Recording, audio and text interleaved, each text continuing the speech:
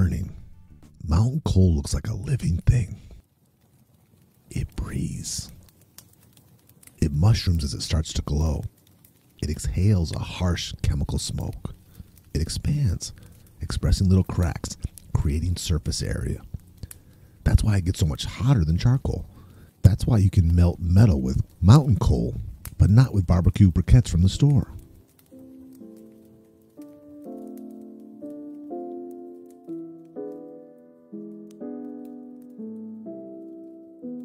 When Joe Scopa came to Harlan County, he was 19. He was hired to work in the Appalachian mines before he arrived in America. That's how desperate mining companies were for skilled labor. Joe's whole family, his dad, his brothers, his cousins, even his grandfather, they worked and lived around the Toms Creek coal camp because Joe's family knew how to cut stone. Back in Italy, the Scopas were rock masons, stonecutters who had built hotels and motels and bathhouses, all made from native Italian stone. But in America, they were sent into the mines. 500 or 600 Italian immigrants who slept on warehouse cots or in rows of coal shacks, like drones being sent into a black mountain to fetch the coal. Joe came to Harlan County at the age when working for the steel industry was a solid job. He arrived just before the companies started buying up their labor towns and setting up the labor stores. Before the companies could dictate the price of everything, even the rent, making living at the mine more expensive than the job itself could earn. In 1919, Joe Scopa compared his situation to slavery. He wrote, quote, "This part of the country reminded me where I come from, North Italy. Now that they have all the factories after World War II, all the people moved north. They're just like the southern people here. They left the South and went north because the South is just about like the slavery." That's what's happening in the Appalachian Mountains. It's ironic that an Italian immigrant who arrived during America's Gilded Age to work as a traditional American job would compare the situation to slavery. It's also worth noting that Joe wrote that in 1919, because in less than a decade, the skilled immigrants who arrived to put down roots would get caught up in a deadly labor dispute. A page in American history known as the Harlan County War, or the Bloody Harlan Coal Strike, where America proved beyond a shadow of a doubt that if local government was forced to take sides between laborers and the company, they would defend the company with rifle in hand.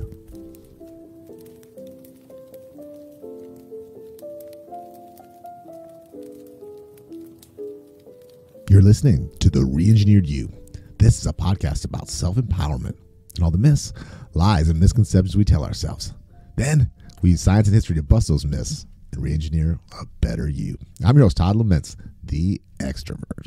And I am the writer, researcher, and introvert, Joe Anthony, whose job it is to dig through the outer layer of no duh on the internet.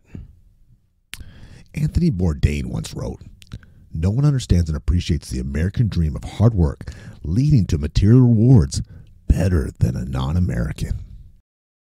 In the 1940s, union membership peaked. Pensions, loyalty programs, and benefits were expected. By the 50s and 60s, the middle class expanded. Between 1950s and 1970s, wages doubled. Every generation did their part to push fair compensation up just a little, until we finally got the quintessential honest blue-collar grunt who lands a solid company job, invests in their future, buys a home, and retires on their pension. But there's a problem with this picture. The era of peak wages that didn't evolve out of company loyalty. And boomers sure as hell didn't trust their employers to have their best interest at heart. Baby boomers working in the 1970s worked a lot of different jobs. According to the U.S. Bureau of Labor Statistics, baby boomers changed jobs an average of 11 times before they retired. There was no company loyalty at the peak of the middle class. In fact, laborers like Joe, who carved a piece of America out for themselves back in the 20s, suffered for it.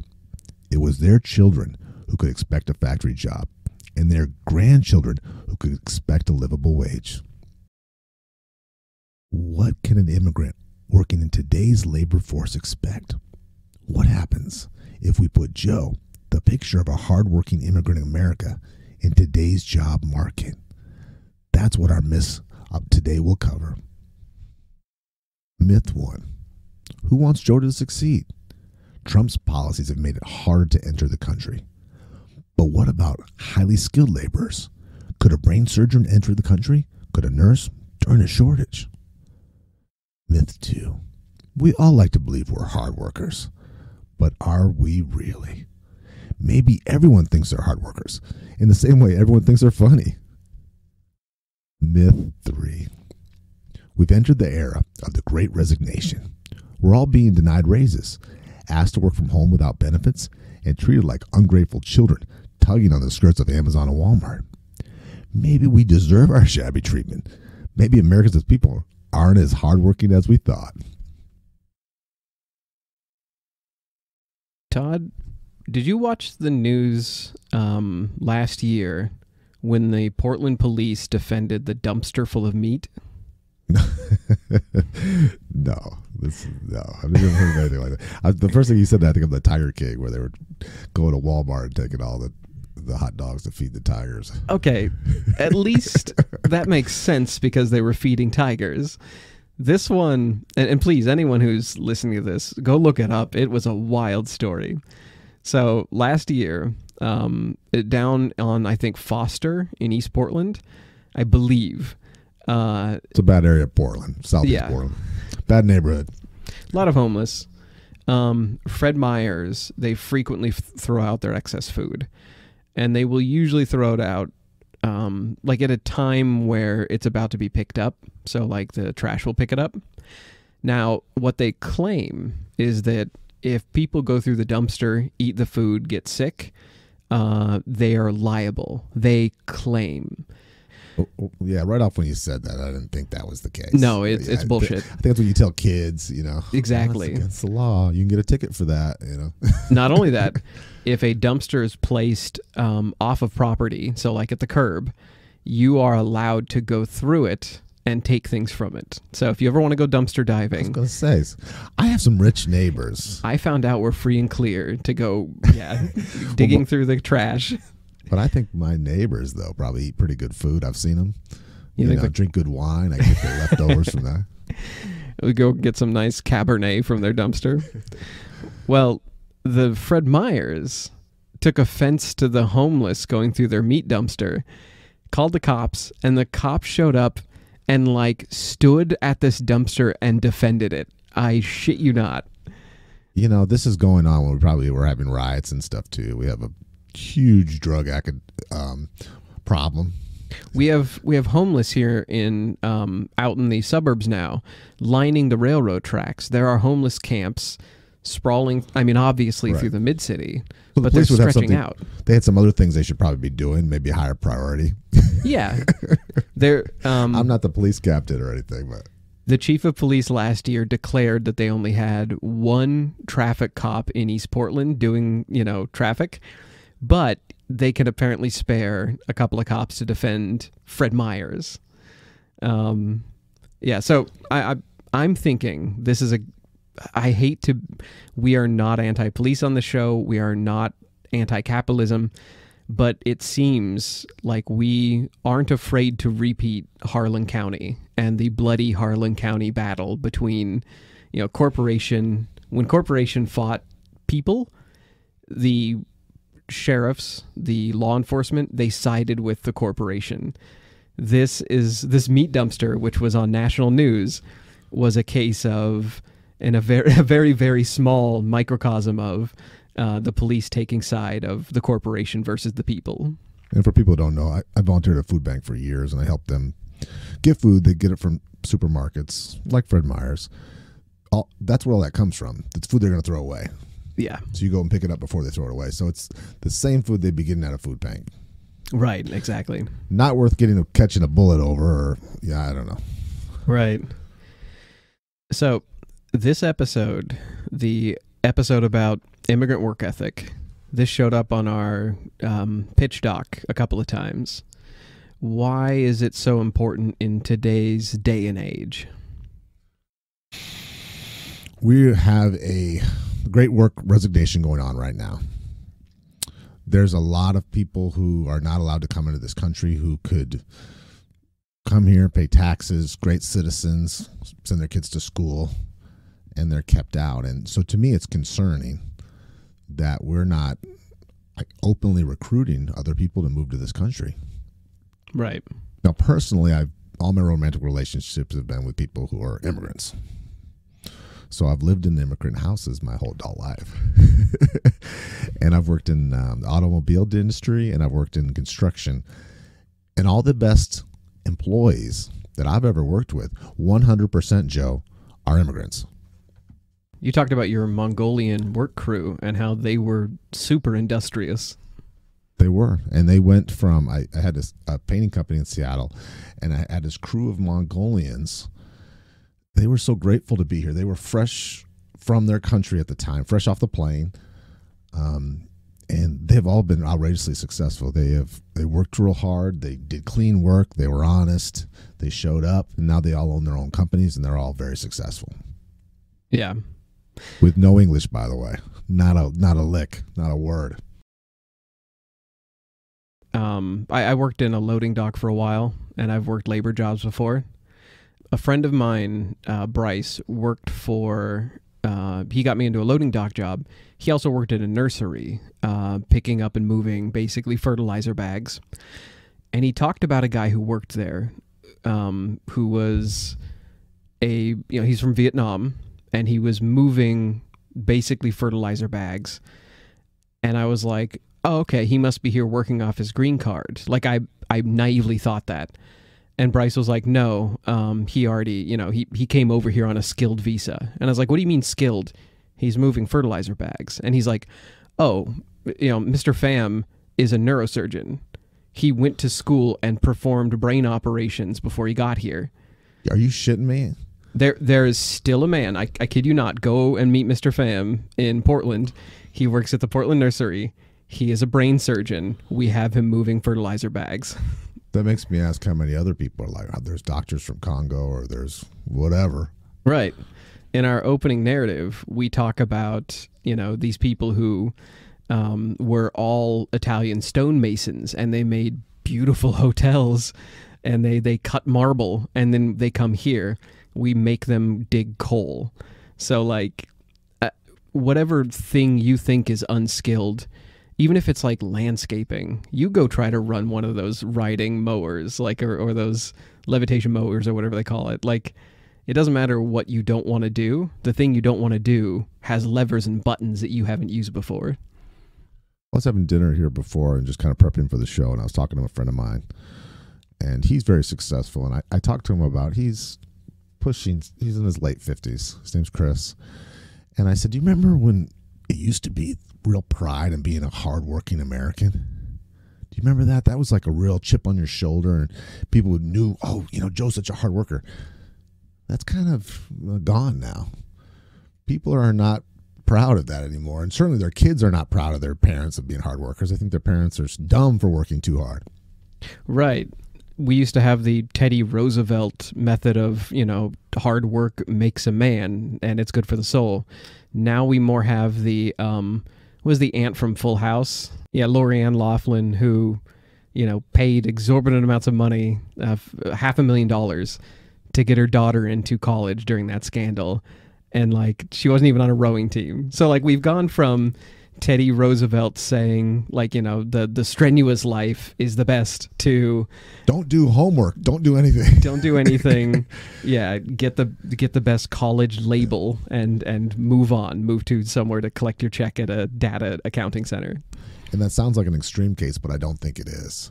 No. I know a lot of my friends look at their kids and they don't want their kids to work, at McDonald's. They don't want them flipping burgers. They want them just focus on their studies or focus on what they want to do, but certainly not. They say it, but none of their behaviors show that that's an important value to them. Okay, well, we're going to get into the numbers, so don't spoil too much of that, but we are going to talk about teenagers. First, I want to point out intelligent people in America being against immigrant workers has been as old as America, and it has changed over the years. So I want to read you a quote real quick, Todd, to if anyone is listening to don't this, understand that because those are the people that need them the most. yeah. Yeah. Those are the people that hire them. Those are the people who are shorthanded. Yeah.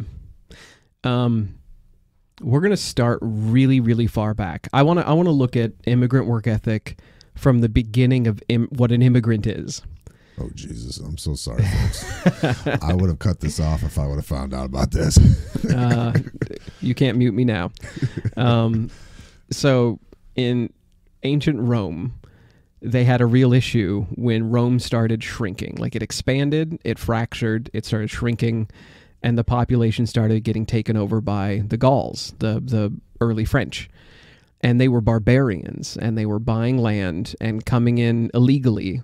They weren't technically Roman citizens.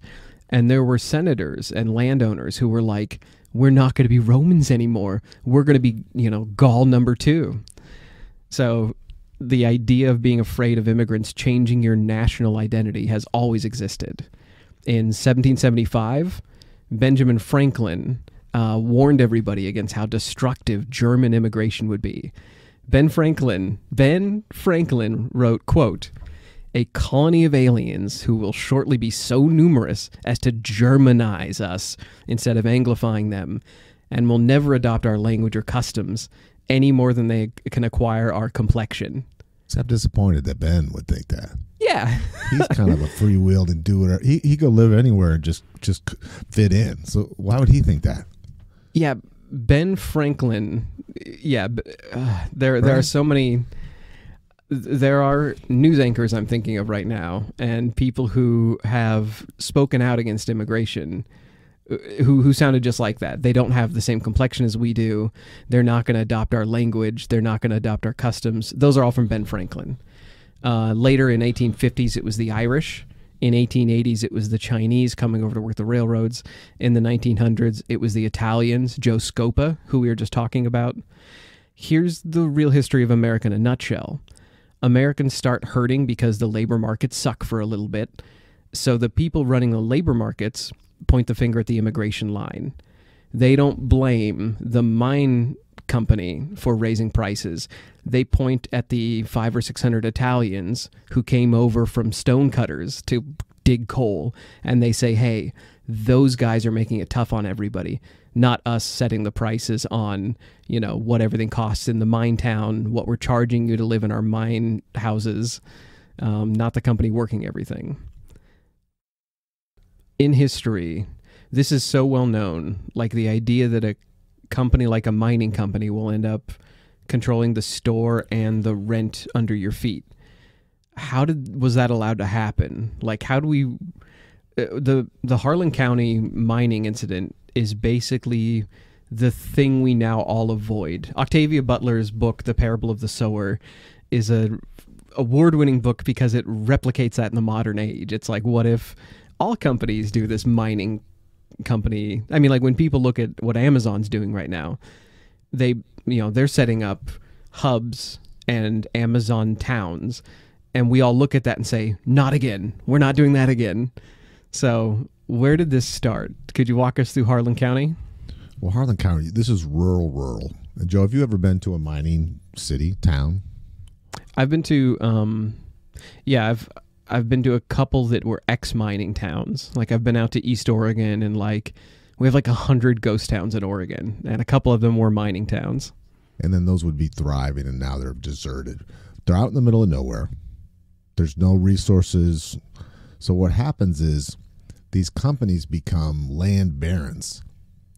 This is not slavery, but this is certainly indentured servants. So what happens is they build a town. They build what you and I probably wouldn't consider housing. A lot of times there's no running water. It's poor. Workhouses. Workhouses where kids and family are there. The schools are not adequate. The stores, so they control everything. So you go to work every day. You pay your rent to the boss, to the place you work. All the food you buy in the store, the profit from that goes to the mine owner. So you're like on your own island. You're like on your own planet. Okay. So the people running Mars and the Mars crater, they get to be their own sort of like emperor of this little town. Now, what do they need? They need people to pull this coal out of the ground, right? Right. But let's face it, a lot of people aren't going to do it. And we've seen this in today's times with there's all these immigration things going on. A lot of the farmers in the South said, yeah, we try to hire people who are non-immigrants. So they work for a day and quit. Right. So it's a problem. So they need 500 people from Italy, 600 people from Poland who are hardworking family people to come and live their life for their company. That's like giving your life to the company. It's not even a marriage. I don't know what you call that. I remember a Freakonomics episode recently that was talking about how they're having trouble even getting immigrants to work the farm jobs now. Like they've got like 10 robot machines picking tomatoes, but they can't get one person to stick around, and even somebody who's working on a visa. So like before we had the tomato picking machine, we had German and Italian and Polish immigrants. So we at least have people maintaining the robots that are picking tomatoes now. Was there somebody overseeing or representing these people? They did. They have a strong union leader called Tony Boyle. The problem with Tony was he was not for the rights of the workers. He was not for the right of his own union people. Guess who he was in bed with? If he was the Harlan County union leader, I'm guessing he was in bed with the mining company. Too much. Way too cozy with them.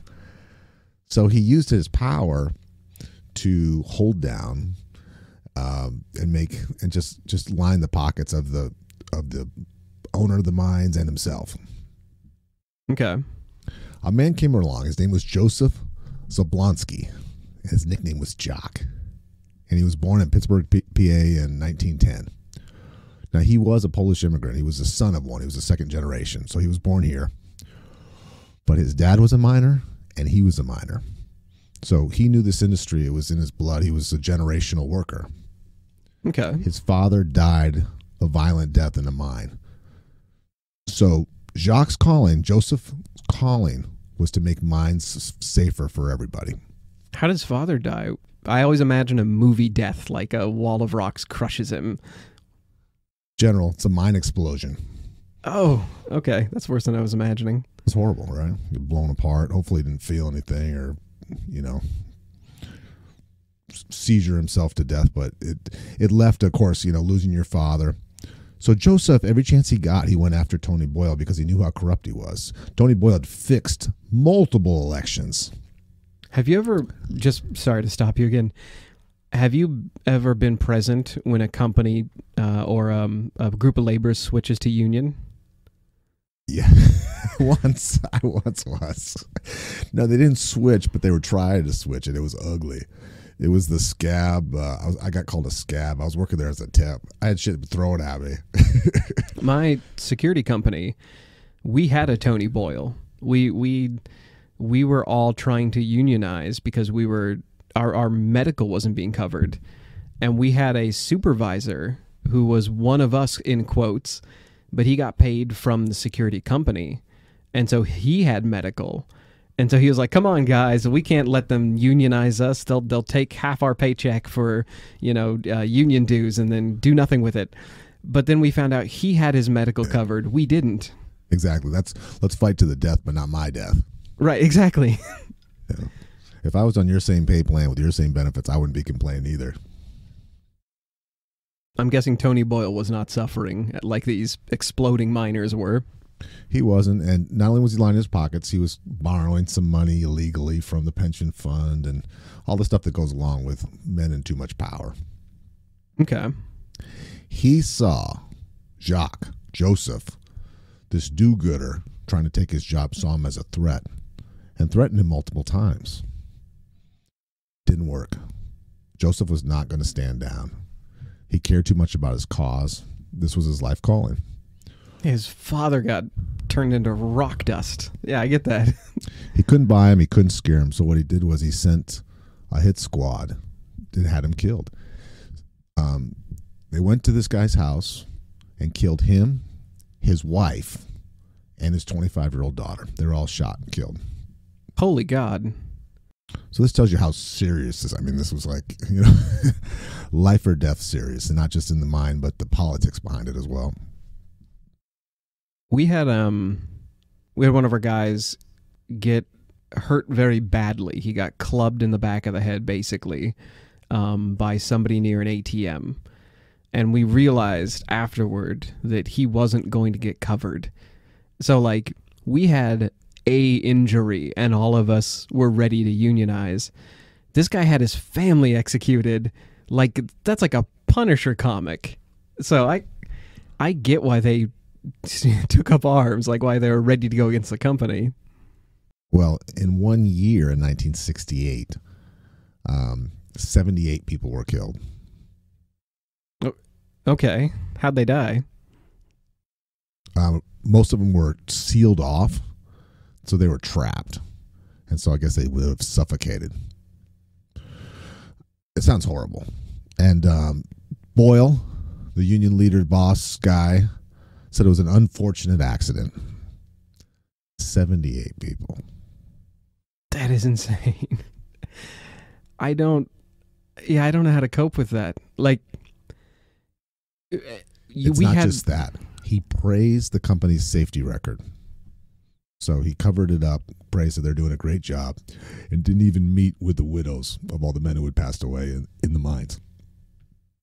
A real lack of compassion or even respect for the dead. That's like Amazon having the, days since an injury, and like it's just 0, and they're being praised because they've had 5 minutes since another person has had their knees torn apart. Right. One guy died today. That's a pretty good day. Yeah, exactly. Yeah. That's what it sounds like. That's wild. Now, something else that you mentioned, Italians, Polish, Hungarians, we couldn't unionize right away because we had a bad boss, and some of us were Republican, and some of us were Democrat, and some of us were independent. So we didn't see eye to eye on unions in general, because unions are classically thought of as like, it's not thought of as a labor versus company. It is somehow become politicized. A socialist, right? Yeah. Yeah. So like, did the language barrier between them make it just freaking impossible? This whole thing about the immigration, the different people, different ethnicities coming and working together is fascinating to me. There's a documentary called The Men Who Built America, and it goes deep into immigration, and it shows how this country is formed and why parts of our country are into the things they are. It's because of immigrants. It's because of all the stuff they brought over. And in these mines, it wasn't uncommon to have hundreds of Polacks and hundreds of Italians. And so as you walk through these camps, it's like you're in Italy. The language, the food, the smells. And then you're in Poland the next block, crossing the street. And I just thought that was cool. Since we're on the subject, without taking political sides, can we talk about the current foreign immigration policy that is in place? I was going to bite my tongue, but yes. Todd and I are going to remind everybody we are both apolitical. Let me put it differently. We both engage in politics, but we don't pick political parties. We're going to have an episode in a couple of episodes. We got called out for having a few too many left-leaning sources. And by that, I mean, like, we go to Gallup polls, and we go to Forbes, and we go to mostly middle-of-the-road sites. And we got called out because I had quoted something from Vox or something like that. So we're going to cover politics eventually. Bless his heart. Joe's such a sweet kid. I shield him from all the real heat we have from our listeners. The death threats, the drive-by shootings. I just give him like these. I used to be in a cutthroat libertarian debate club. So I am not a libertarian, but I will argue anybody that comes at me online. Oh boy. I've been holding myself back from saying something dumb and critical that will get us banned forever from the internet. For 2 years, he's kept his mouth shut. Congratulations. So without saying a side is right or wrong, we just want to look at immigration standards currently, what laws are in place, and how they work. So this is from Forbes. They are fact-checking and reviewing Trump immigration policies. That's the name of the article. They report that most highly skilled foreign-born are blocked or denied at higher rates now. High-skilled foreign nationals, so like people with unique or exceptional skills, they went from being blocked 6% of the time back in 2015. So like if you come over and you're, the neurosurgeon who's about to work at Portland Nursery, 6% of the time they'd tell you no, hit the bricks, go back home. Now it's about 30%. So it went from, we block 5 to 6% of skilled people. Now we block a third of all highly skilled people just because, So you're not talking about serial killers or felons from other countries. You're talking about people with degrees neurosurgeons, or some sort of higher education in something, vocational or academic. To be considered a high-skilled foreign national, it's my understanding that you have to have a credited certificate, degree, or something like that. So, these are educated. When Trump went on national news and said that we want people's educated, skilled people, they're, the people with exceptional abilities, we may have wanted them in emotion, but that's not what our current policy shows. It shows we will block a third of people who come with good degrees. So, these aren't arts majors that are showing up at our borders. These are people who are a nurse is getting told to shove off. And we suspended foreign nationals for their H-1B and L-1. And in the report, we had a report last August. I'm just going to quote this. Today, even the most highly skilled individuals in the world cannot enter America under the Trump administration's immigration policy. Reports from attorneys and statements from the State Department confirm the U.S. Consular Office in Europe are denying O-1 visas for individuals with, quote, extraordinary abilities based on a health pretext. So, again, if you're a nurse or a neurosurgeon or you have a legit degree in something we need, we still have a 1 in 3 chance of just straight up saying, no, we have a health scare here. Go away. I'm sure some of this is economic. Look, if you have enough money, you're not going to be in that 30%. Right. We would rather blow out the knees of a healthy American in an Amazon warehouse than take your neurosurgeon and destroy his knees in an Amazon warehouse. But just now, travel nurses in California, I was reading about this a few months back, a ridiculous wage that they're offering travel nurses, which is a very hard job, very demanding, especially during COVID. They couldn't get anyone. They can't fill these positions. Even before $300 COVID. Yeah. Before COVID, we were losing nurses and doctors. A third of all nurses and doctors will have quit by the end of COVID. And we needed them before that. Their last result was to bring in a few hundred from the Philippines. And that was, they somehow got this, but on a temporary work visa, not permanent. Right. Yeah, we don't want to permanently fix this. We just want this to be deport them after we're done with their tour of California.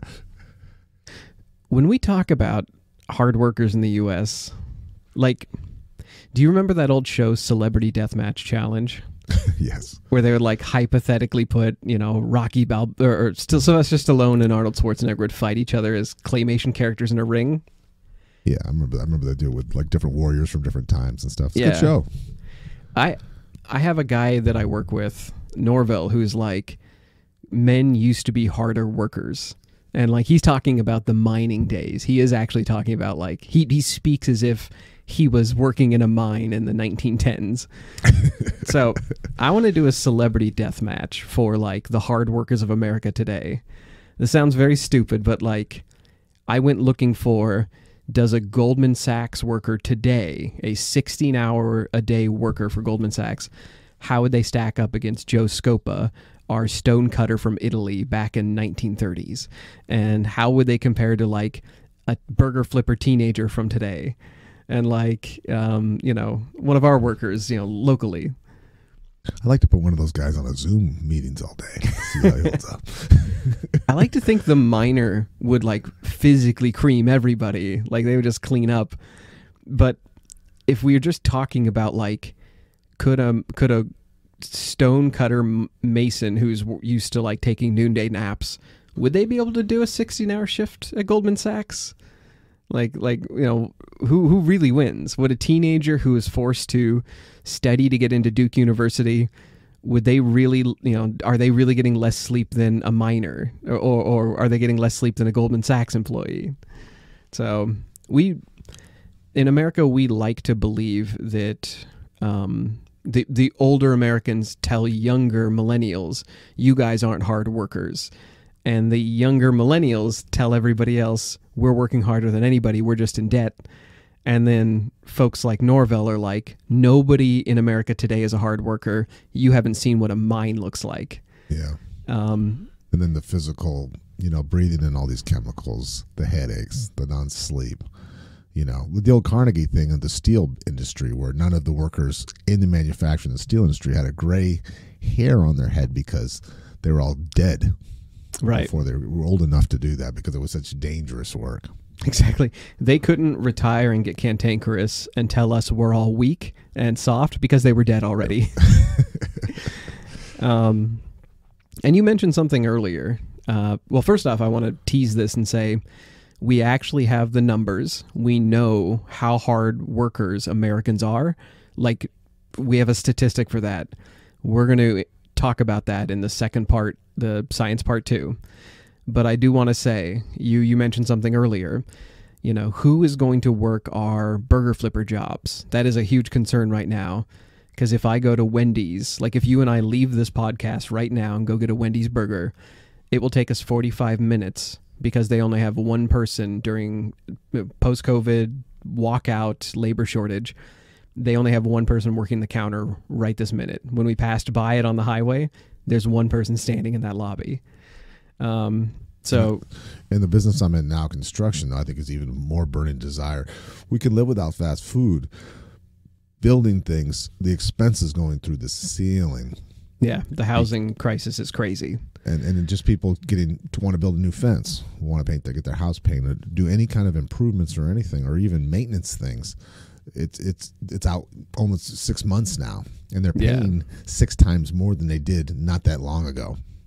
Right. And I remember people saying, you guys want a livable wage to flip burgers, get an adult job. Well, that's the thing is, I don't want my teenager working that job. If I have my kid flipping burgers, I as a parent have done something wrong. I'm not having them study. I'm not giving them the mentors they need to get them into Duke University. I don't have them, working, volunteering and doing things that will look good and getting certifications that will pad their resume and get them into a higher school. If I have my kids flipping burgers really any point past 14, then I have seriously messed up as a parent. So without teenagers, if we all have them studying like we should, then we don't have those laborers unless we're willing to pay adult wages for a burger. This also obviously goes with saying, I've never seen the Wendy's manager execute somebody with a gun.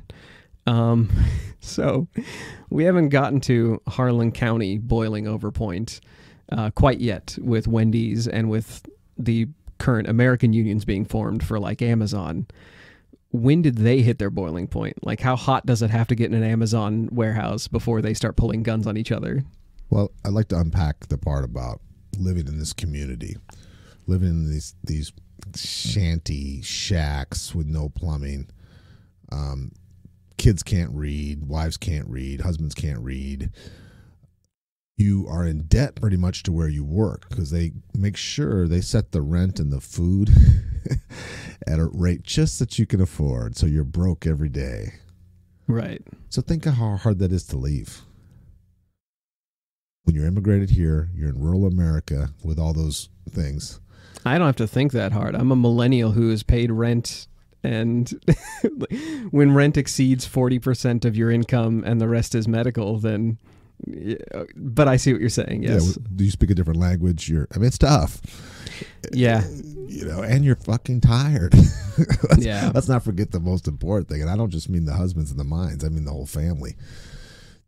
This thing in Harlan, it boiled over based on them wanting to unionize. Okay, so half of the place wanted to unionize, the other half didn't. And then it just became a war. And when I say war, people going to work in the morning, in the dark of the morning, were worried about getting shot by the strikers. Now, when I first watched the Harlan County documentary that we're going to have a link to, I watched it with the mind of this was America versus a corporation. I did not look at this from the right light. I did not think of this as this was a bunch of immigrants and Americans who ended up coming to this spot and accidentally ended up in the fight that kind of set the mood for America and corporations. You get what I'm saying? Like I used to think this was like, this to me was the picture of all of those, the old classic black and white of those Americans on the skyscraper beam, and you can see New York behind them. Like as a classic picture of American grit and toil, and workmen with their steel lunch boxes sitting next to them on a beam, balancing while they eat their sandwiches. That's how I saw Harlan County, is I saw it as this American icon. Now we're looking at it and it's like, here are all these immigrants that got blown up, and then they fought for America even though they just wanted to not get paid. They just wanted a little bit of money after the day. And they would have been happy with just a little bit more. I think it's funny, you kind of put this in my brain, but you notice that during that they didn't talk about immigrants. All the people they showed in that movie were all... That's what I'm saying. So they even got, in their own movie, got demoted because they were, hey, don't put the Italians, don't put the WAPs in the movie, you know?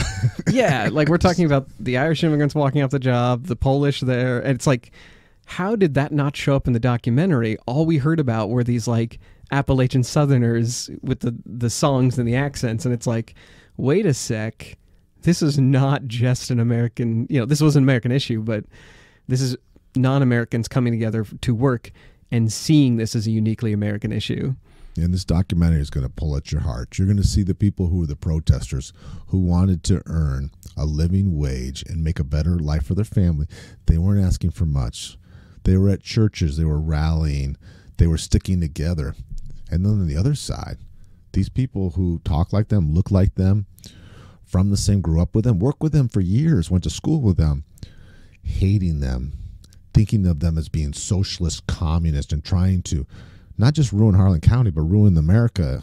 And they take this very seriously. Shoot you on your way to work serious. Right. These people are walking out of the mine every day with a deficit, like their debt is growing every day they walk out of the mine because they are living in the mine town.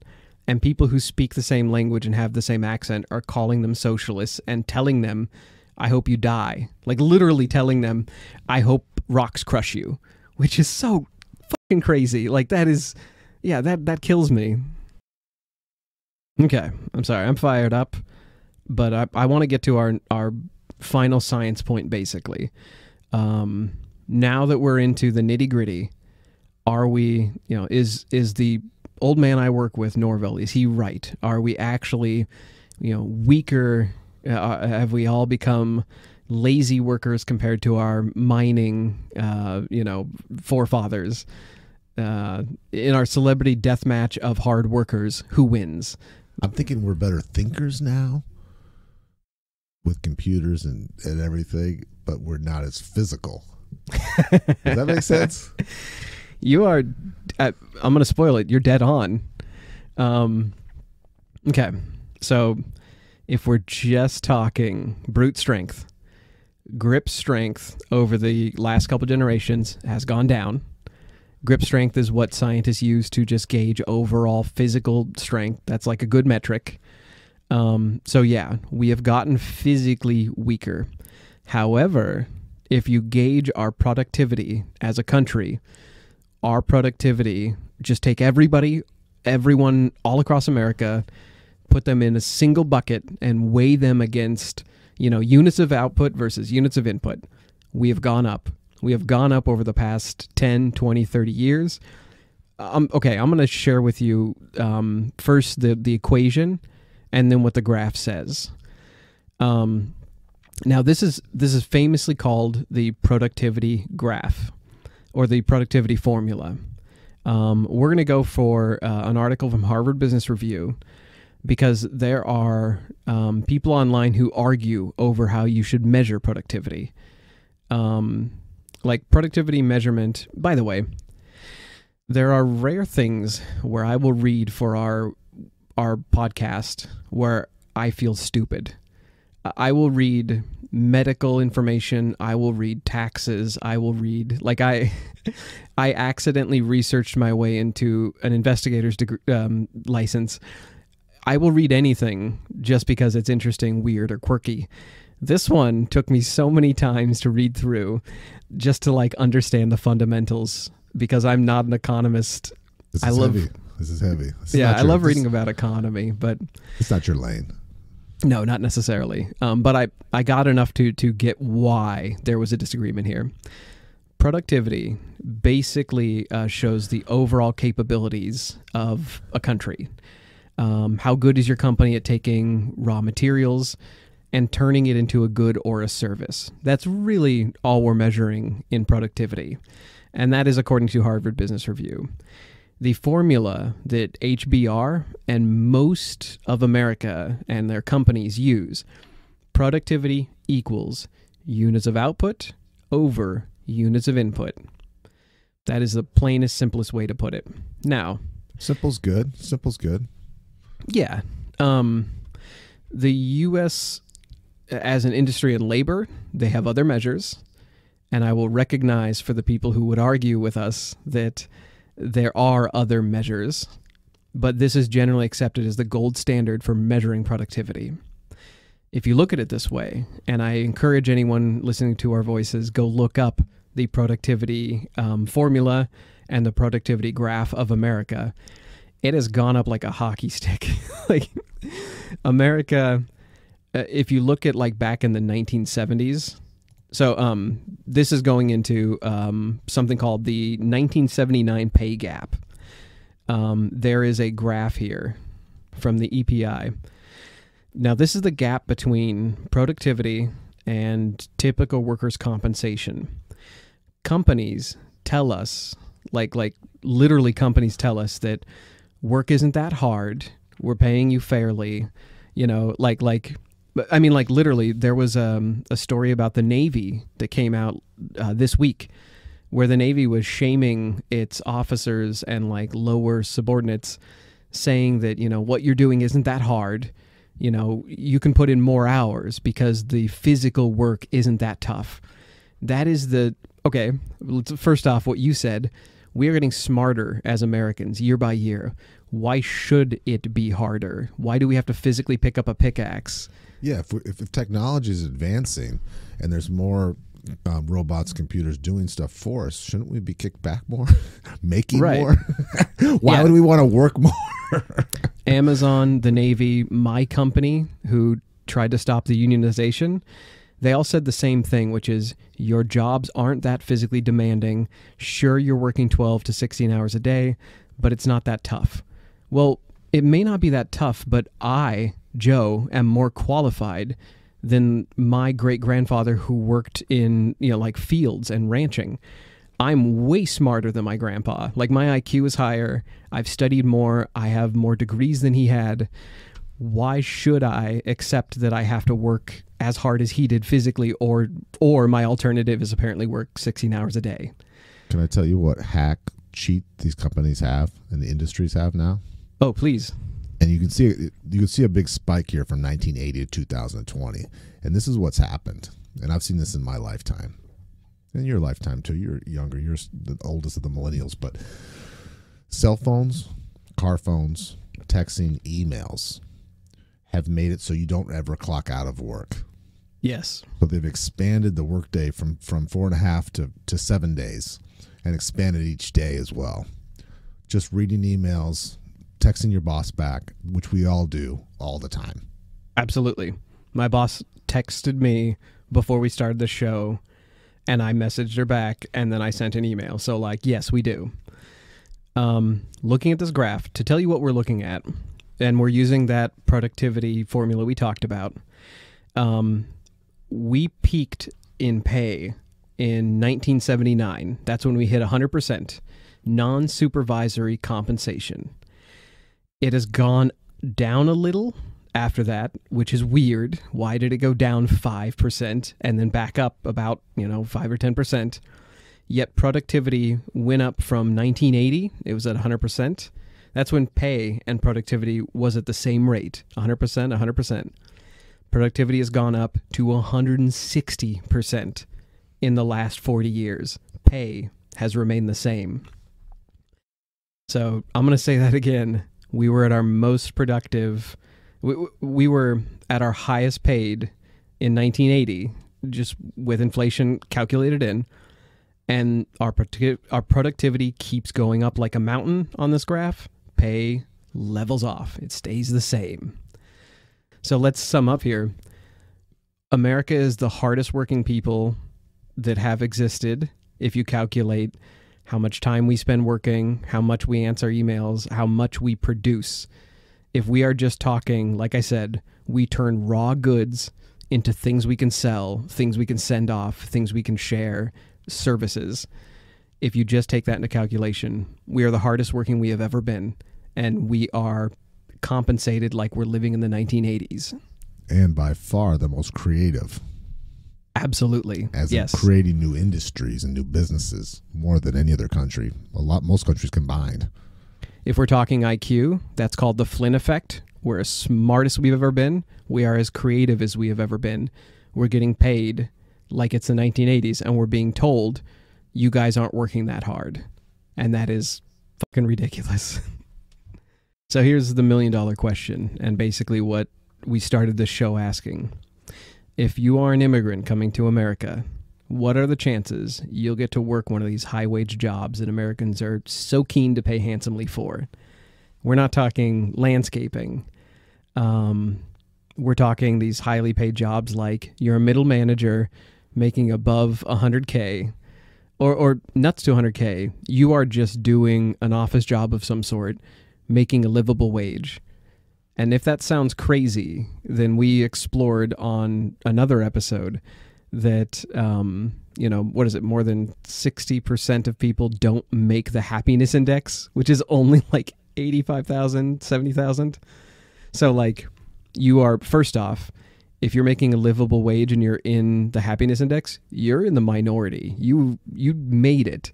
If you ever feel like you didn't make it in life, you did. The rest of us are catching up.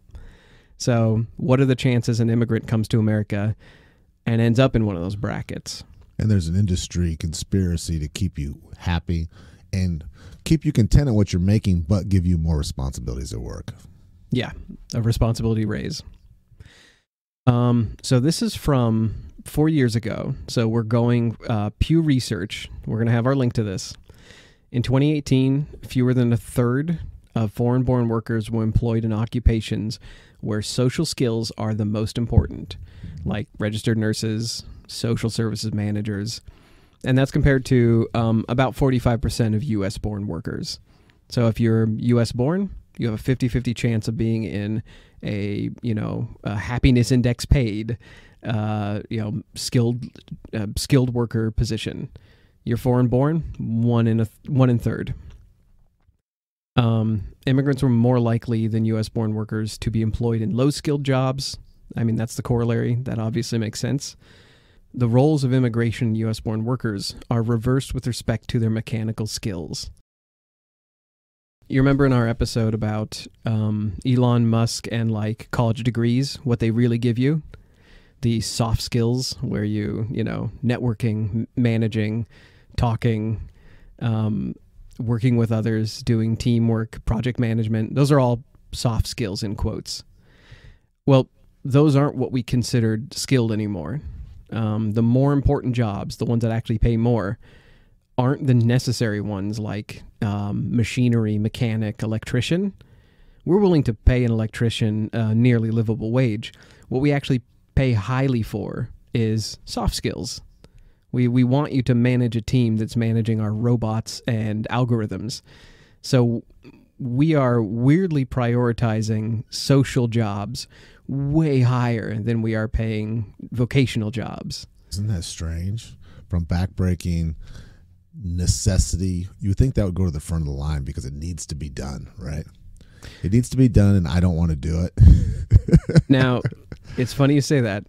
And it's something you can measure.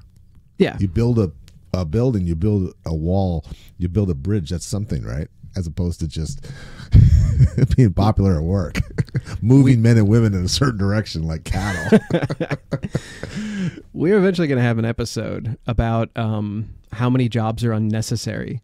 Like I read an article saying that like 20% of all jobs are just exist because we need to make roles for people to have who have college degrees for social things. So like we're kind of a nation that glorifies low working jobs, like these soft jobs, and we push off the hard working jobs where you build America. We push that off onto other people, vocational people, immigrant people. So yeah, like I said, we don't want our teenagers working burger flipper, and we don't want them when they grow up to work where they are breaking their back and like working at Jiffy Lube. We don't want them doing necessary things. We ironically want them to do unnecessary things that are soft, and they'll still have a spine and knees by the time they hit 35. It's weird that we all want our children to become the Michael Scott character from The Office, who is a goofy middle manager, and like we all recognize he's way overpaid for doing almost nothing. Ironically, that's now a prestige job. We all want our children doing that. We don't want them working in Jiffy Lube repairing cars that we all desperately need.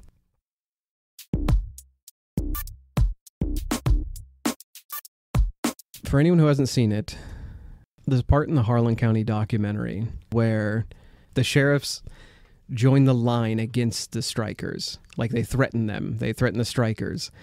The other miners threaten the strikers. They bring in basically bullies, like effectively thugs, to threaten the strikers. The strikers go to the city. And in the documentary, there are these moments where like people are standing on the street corners in the big city. They're used to the Appalachian Mountains. And so like they look out of place, and they've got signs about Harlan County. And a cop goes up to one of them and is like asking him questions like, what are you doing here? You know, why are you on this corner? What are you protesting? It reminds me of like seeing out of place protests in Portland. Like I'll see a protest where somebody will hold a sign up for like free Tibet. And I'm like, I don't know anything about Tibetan Chinese politics. I don't know what's going on. I don't know what the war is about. But this New York cop really empathizes with the people and gets it. It seems like a very American thing to do, right? Yeah. So to go and get some help from a higher government. That's okay. That's the part that if we can end on a positive note, that's it. It's the local law around Harlan County wanted to kill those strikers because they had been politicized. They had been told these people, these miners, were un-American. They, they're socialists. They want to unionize those bastards.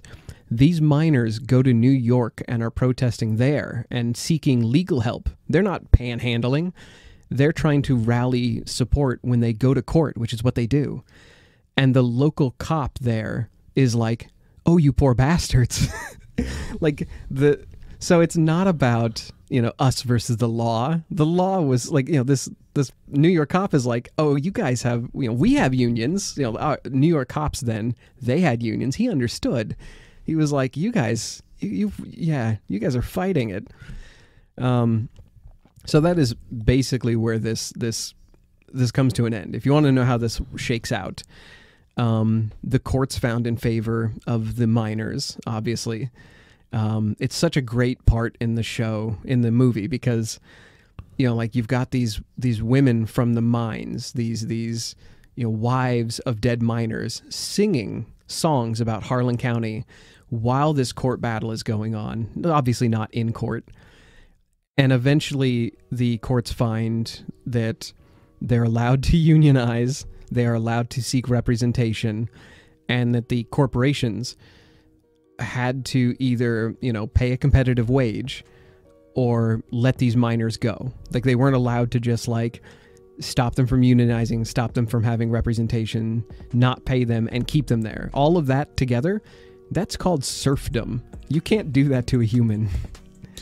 It just came to me the reason why we didn't see any of the immigrants in this movie that we watched. This real life documentary that was very, very telling and very detailed. You know why, Joe? No, why's that? Because they were in the mine working this whole time.